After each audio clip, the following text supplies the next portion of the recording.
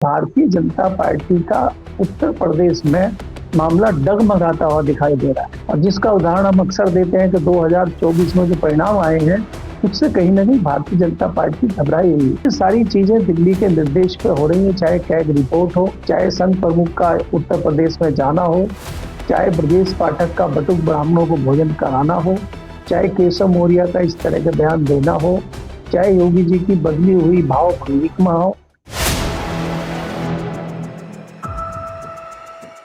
नमस्कार दोस्तों, कैसे हैं आप लोग। उम्मीद है आप सभी अच्छे होंगे। उत्तर प्रदेश की राजधानी लखनऊ में चलने वाली मेट्रो हो या फिर विकास की तमाम योजनाएं, जिस तरह से पोल खुली है कैग की रिपोर्ट में, अब सत्ताधारी मुंह दिखाने के काबिल नहीं रह गए। लेकिन कहा तो जाता है कि उत्तर प्रदेश में राम राज्य है, तो एक कैसा राम राज्य है, करेंगे बात। केपी मलिक जी बहिष्कार हमारे साथ जुड़े हैं। सर, बहुत बहुत स्वागत है आपका। धन्यवाद हिमांशु जी, आपका भी, आपके दर्शकों का भी जी। ये भी सर, किस तरह से देख रहे हैं, कैग की रिपोर्ट में बड़े बड़े खुलासे हो रहे हैं। लखनऊ मेट्रो कमजोर पटरियों पर दौड़ रही है, आम आदमी की जान को खतरे में डालकर आखिरकार ये सरकार, ये प्रशासन क्या साबित करना चाहता है कि पैसा ही सब कुछ है और पैसे के लिए ही सब कुछ भागदौड़ हो रही, कुर्सी पावर यही चाहिए सबको, बाकी आम लोगों की किसी को फिक्र नहीं है।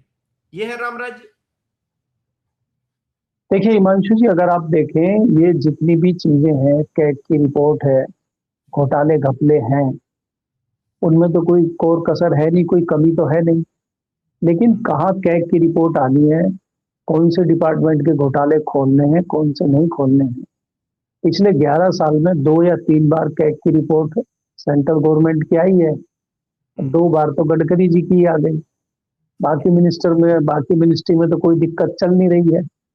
आपको ये देखना होगा कि इसके पीछे मोटिव क्या है, क्योंकि देखिए आजकल एजेंसियां तभी काम करती हैं कि ऊपर से तोते का कोई बटन दबाया जाता है, कोई रिमोट दबाया जाता है। तो आपको जाहिर सी बात है कि उत्तर प्रदेश में दिल्ली और लखनऊ के बीच खनी हुई है, कैग दिल्ली के अंदर आता है, तो कैग का बटन दबाया गया है और तोते ने बोलना शुरू कर दिया।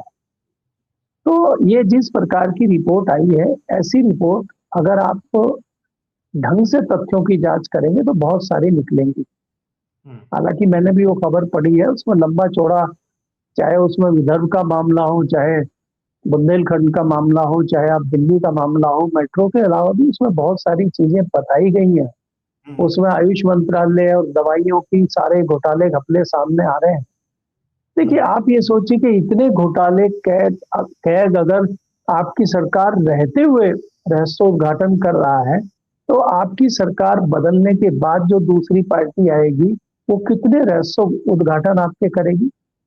आप इसका मतलब ये है कि कितने घोटाले घपले चल रहे हैं और जनता प्रभावित उनसे हो रही है, जनता त्राहिमाम कर रही है और यहाँ सब बम बम चल रहा। हम तो लगातार कहते हैं कि उत्तर प्रदेश की जो कानून व्यवस्था जिसको हम जानते थे वो आजकल नहीं है, खाली एक परसेप्शन बना हुआ है। भू माफिया के हौसले बुलंद हैं, उत्तर प्रदेश में भ्रष्टाचार चरम पे है, लेकिन रामराज तो चल ही रहा है। रामराज तो इसलिए है कि शंकराचार्य भी अब बैठ गए हैं, शंकराचार्य को बटुक ब्राह्मणों के पैर पखार दिए गए हैं, उनको भोजन करा दिया गया, वो भी शांत है। और बाकी भारतीय जनता पार्टी जो है अपने चुनाव अभियान पे आगे बढ़ने के लिए तैयार है। मोहन भागवत जी ने मोर्चा खोल दिया है। शिक्षा मित्रों का मानदेय बढ़ाकर जो है सरकार ने कहा, देखिए हम कितनी आप लोगों के पक्ष में सोचते हैं। 9 साल से तो सोचा नहीं, अब अचानक से सोच रहे हैं। नहीं, आपको ऐसी बहुत सारी चीजें अगले कुछ दिनों में दिखाई देंगी, क्योंकि जाहिर है उत्तर प्रदेश में इलेक्शन है। अपना पूरा काफिला लेके मोहन भागवत जी उतर चुके हैं दिल्ली में, वहाँ लखनऊ में और उत्तर प्रदेश में। आपने देखा ना कि किस प्रकार से उन्होंने पहले योगी जी के साथ 30 से 40 मीटिंग की, फिर 30 से 30 लगभग 30-40 मिनट उन्होंने केशव मौर्य के साथ मीटिंग की, फिर उन्होंने ब्रजेश पाठक के साथ मीटिंग की। तो मोहन भागवत जी को एकाएक इनका जो है भरत मिलाप याद आ गया।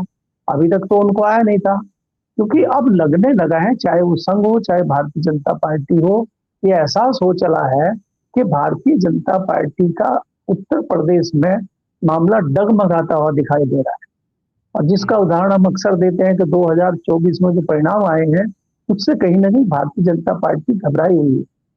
और ये सारी चीजें दिल्ली के निर्देश पे हो रही है, चाहे कैग रिपोर्ट हो, चाहे संघ प्रमुख का उत्तर प्रदेश में जाना हो, चाहे ब्रजेश पाठक का बटुक ब्राह्मणों को भोजन कराना हो, चाहे केशव मौर्य का इस तरह का बयान देना हो, चाहे योगी जी की बदली हुई भाव भंगिमा हो, ये सब कहीं ना कहीं केंद्र के इशारे पर, केंद्र के डर या उससे हो रहा है।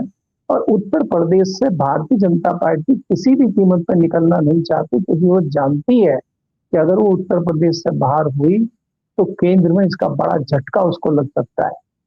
आपने कल हमने चर्चा इस पर भी की थी कि एकाएक योगी जी जापान जा रहे हैं 2 दिन के लिए, ऐसी क्या इमरजेंसी है।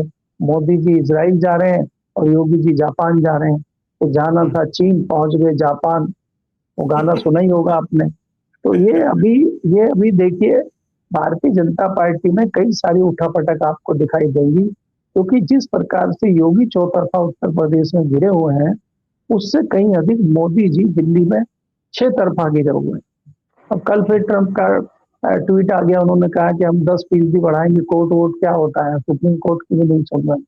तो इससे कहीं ना कहीं बहुत दबाव केंद्र की भाजपा सरकार पे है। और चाहे वो किसान हो, चाहे वो व्यापारी हो, भले ही वो अभी सामने ना आ रहे हो, लेकिन इस डील का बड़ा नेगेटिव प्रभाव लोगों के ऊपर पड़ेगा और धीरे धीरे इसका असर बढ़ता जा रहा है। इस प्रकार से स्टीम फाइल खुल रही है, आगे बढ़ रहा है मामला। तमाम दूसरे देशों में इस्तीफे हो रहे हैं, गिरफ्तारियां हो रही हैं, लोग खुद ब खुद अपने इस्तीफे दे रहे हैं। भारत के कान पे जू नहीं रेंग रही है। जिन केंद्रीय मंत्री ने शपथ ली है गोपनीयता की राष्ट्रपति भवन में खड़े होकर, वो झूठ पे झूठ बोले जा रहे हैं। तो ऐसा हो रहा है कि यहाँ कुछ भी बोल दो, कुछ भी कर लो, यहाँ कोई फर्क नहीं पड़ रहा है। ना कोई इस्तीफा देने की जरूरत है, ना कोई सफाई देने की जरूरत है। तो कुछ भी बोल सकते हैं आप। तो ये अगर चीजें हैं तो जनता में बहुत दिन तक ये चीजें चलती नहीं है। और कहीं ना कहीं एहसास इस बात का है कि कैसे भरमाया जाए, क्या पुराने फॉर्मूले लागू हो पाएंगे, क्या हिंदू मुस्लिम का फॉर्मूला चल पाएगा, क्या सनातन अभी बचा हुआ है कुछ, उसमें उसको बचाने के लिए आगे लड़ाई लड़ी जाएगी, या सनातन बच चुका है पूरा।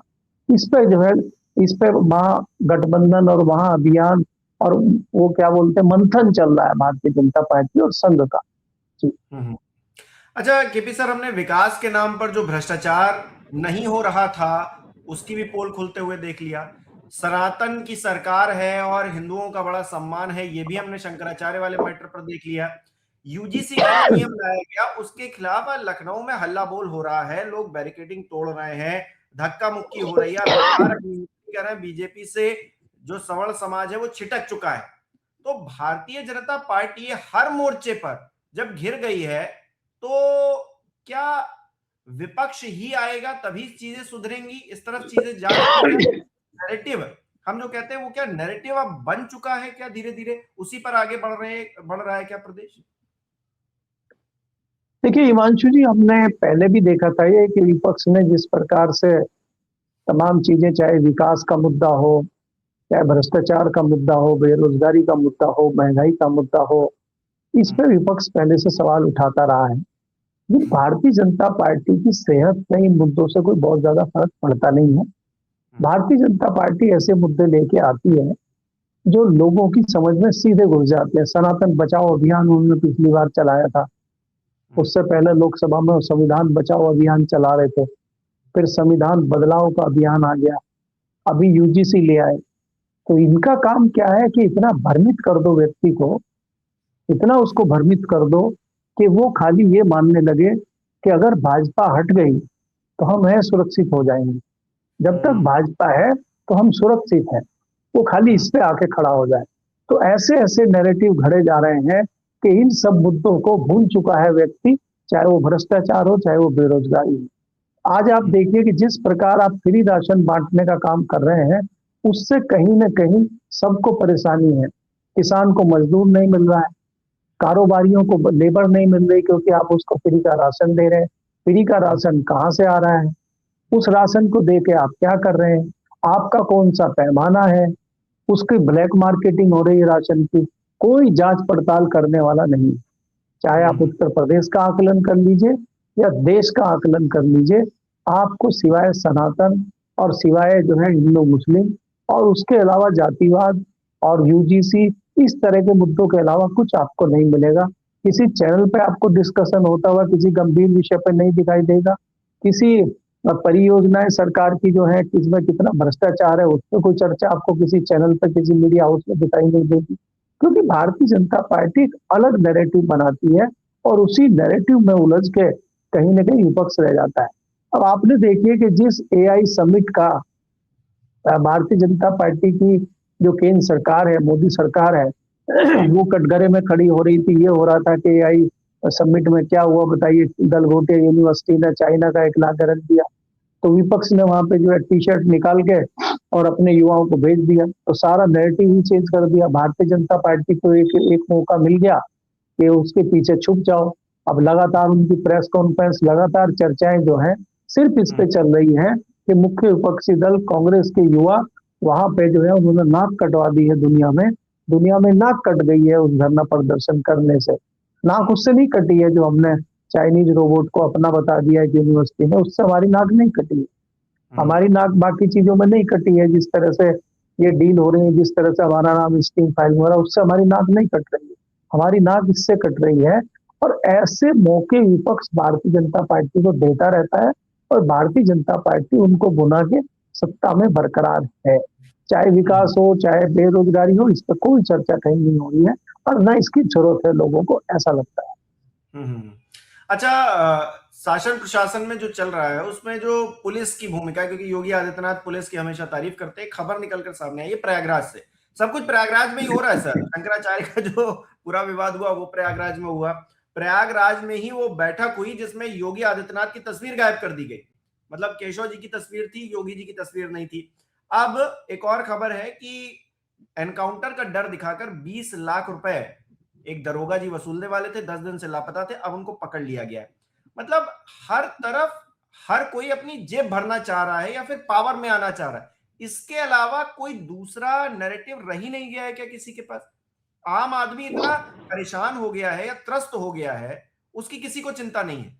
हर कोई अपनी जेब भरने में लगा हुआ है। ये एक छोटी सी घटना है कि एक दरोगा जी एक कारोबारी से 20 लाख रुपए चाह रहे थे एनकाउंटर का डर दिखाकर। अरे अदालत ने वैसे ही कहा कि फेक एनकाउंटर नहीं होने चाहिए, और अब जो है इस तरह की घटनाएं आ रही हैं। ये फ्री हैंड देने का नतीजा है। देखिए हिमांशु जी, अगर आप देखेंगे, पहले तो इस पर जिक्र कर लेते हैं जो आपने एक फोटो हटने की और फोटो लगने की बात की है। पंडित दीनदयाल उपाध्याय के उपलक्ष्य में एक महाअभियान वहां पे चल रहा था प्रयागराज में, और उसमें कुछ लोग इकट्ठे हुए थे।